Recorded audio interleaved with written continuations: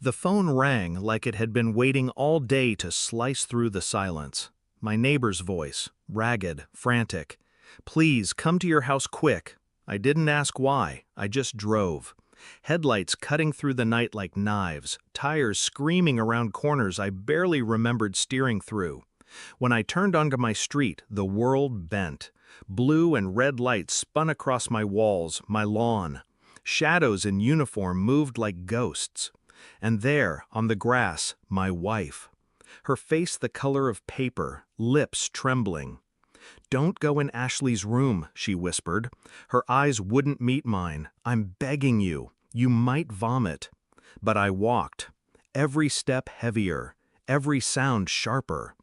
My daughter's door was open. The room smelled of copper, metallic, thick, the kind of smell that clings. And there, on her desk, not hidden, not protected, was a letter. A folded piece of paper with my name scrawled in ink too familiar. I didn't vomit, I didn't speak, I only stared. Because the handwriting was not Ashley's, it was my wife's. The police moved in the background, their voices muffled.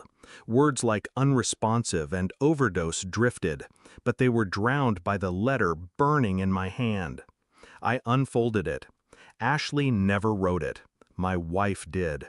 Every line was a confession dressed as comfort. Apologies for things that didn't add up. Mentions of nights he was around. He took her out. He gave her gifts.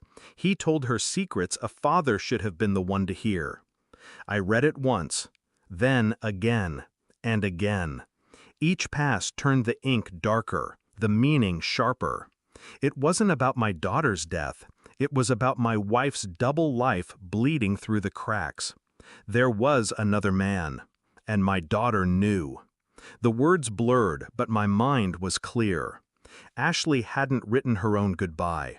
My wife had written it for her, shaping her memory, her truth, a desperate attempt to control what came after.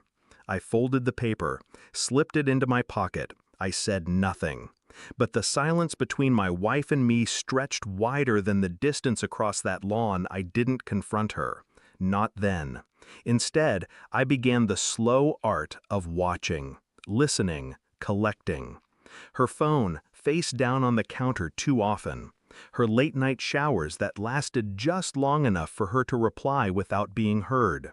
Her eyes darting when I asked harmless questions. I said nothing, but I remembered. I found numbers, calls made when I was working late, texts deleted but not fast enough to escape my notice, receipts in her purse for places we had never gone together. And then the photographs. Digital ghosts, pulled from the fragments she didn't realize sink to the cloud. Him, smiling too close, his hand where mine used to rest. The dates mattered more than the faces, because some were taken 9 months before Ashley was born. I kept moving like nothing had shifted. Breakfast together, shared routines, a hand on her back that looked casual but was only restraint. Inside, I counted days, counted lies, counted the precise moment where truth and betrayal would intersect. I ordered a test, DNA, quietly, methodically, from a brush in Ashley's room, from my own blood. The results would not lie, even if everyone else did. I slept next to her, the woman who wrote my daughter's final words with her own hand, and I waited. The envelope arrived 3 weeks later, plain, harmless, deadly. I opened it alone. 2 lines, simple, clinical. Probability of paternity, 0.0%.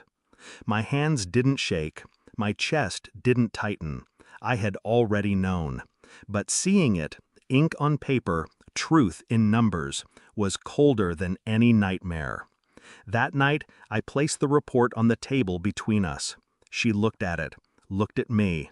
"What is this?" I didn't answer. She opened it, eyes scanning, breath catching. Her face broke before her words did. "I can explain." I only watched. The silence was the blade, every second of it cutting deeper than anything I could say. She begged, stammered excuses, called it a mistake, called it love, called it survival. I let her speak until her words became nothing but noise. Then I slid the other letter, the one she wrote for Ashley, onto the table. Her hand froze above it. Her skin drained of color. "You?" she whispered. "Yes," my first word all night. Her lips trembled, her eyes widened. She realized. She knew what I knew. That her attempt to script my daughter's memory, to bury her betrayal with grief, was exposed. And she understood there would be no hiding. Not from me, not from anyone. I stood, collected both papers, and left her there, collapsed in the wreckage of her own lies. The house was quiet when I packed. No shouting, no breaking things, no storm, only calm precision. I left behind clothes, photos, years. They belonged to another man, another version of me. The papers stayed in my pocket. Her signature and the bloodlines she tried to hide. Proof of who she was, who I was not. I did not look back. Ashley was gone. My wife was never mine. And I, finally, was free of both. The truth hadn't destroyed me.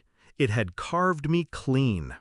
I walked out the door with nothing, and for the first time in years, I finally had everything.